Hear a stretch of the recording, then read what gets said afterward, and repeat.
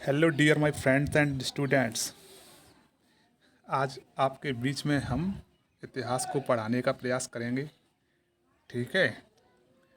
इतिहास को पढ़ने के लिए आप जगह जगह दर दर भटकते हुए मुझे कहीं कहीं दिखाई देते हो, लेकिन आप क्या है, एक क्रमबद्ध तरीके से इतिहास को पढ़ने की कोशिश नहीं करते हो। इस वजह से आपको इतिहास समझने में बहुत ही ज़्यादा दिक्कत आती है भाई। इतिहास पढ़ने का थोड़ा ढंग भी सीख लो। ठीक है। हालांकि बहुत से अच्छे स्टूडेंट्स भी हैं जो बहुत अच्छे तरीक़ा से पढ़ भी लेते हैं। चलो, मैं आपको थोड़ी समझ विकसित करा के आज इतिहास पढ़ाने की कोशिश करूँगा।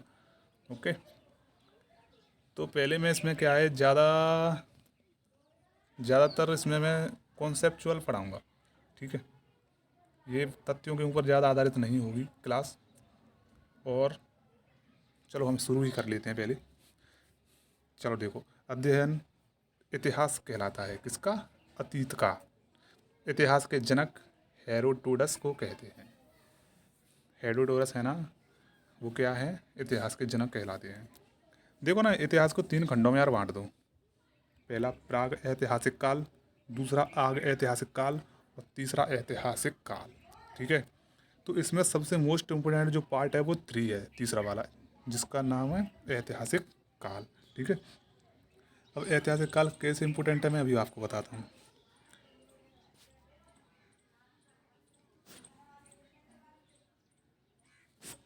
देखो, होता क्या है, प्राचीन काल जो इतिहास है ना, वो 3 खंडों में बांटा गया है। देखो, सबसे पहले हम देख लेते हैं पहला प्राग ऐतिहासिक काल।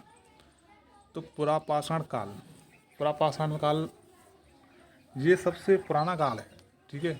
जब खानाबदोश जीवन जीते थे आदि मानव, उस समय का। ठीक है। इसमें मैं जल्दी जल्दी बताने की कोशिश करूँगा क्योंकि ये ज़्यादा इसमें आपको माइंड लगाने की आवश्यकता नहीं है। ठीक है। मध्यपाषाण काल, इसमें थोड़े से लोग विकसित हो गए और इसका मतलब ये समझ लीजिए कि मध्यपाषाण काल तक लगभग लगभग पत्थरों से आग जलाने की और पहिया की खोज कर चुके थे ये लोग। नवपाषाण काल में ये अपने खाने पीने की व्यवस्था बना चुके थे। ठीक है। खानाबदोश जीवन अभी भी जीते थे, लेकिन पहले से तो बहुत कम से कम, जैसे कोई चीज़ 50% विकसित थी तो वो 80% विकसित हो चुकी थी।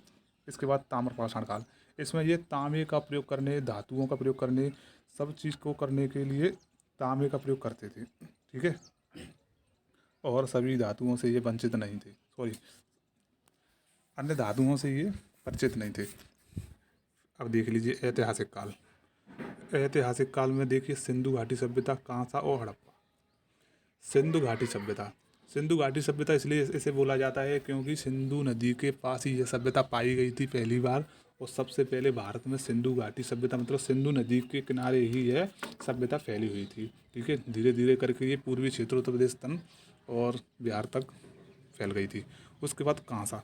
ठीक है। ये क्या था,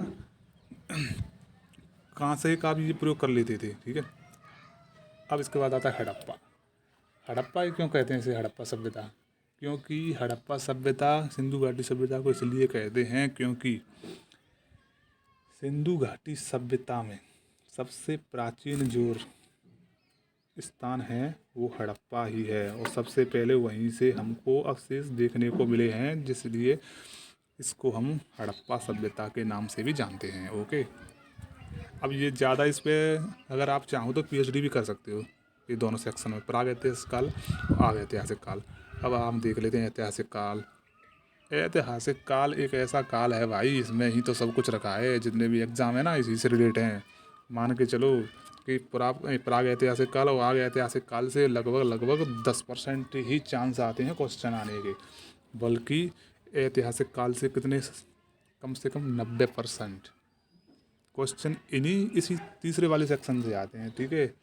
तो इसको आपको जब भी टाइम मिले तो आप पीछे वाले 2 जो सेक्शन हैं उनको पढ़ सकते हो। और मैं तो आपको आज ऐतिहासिक काल के बारे में ही चर्चा में बताऊंगा। ओके। अब देखिए, प्राचीन काल, मध्यकाल, आधुनिक काल, नेहरू काल और विश्व, ये पूरे विश्व का इतिहास के लिए बता रहा है। ठीक है।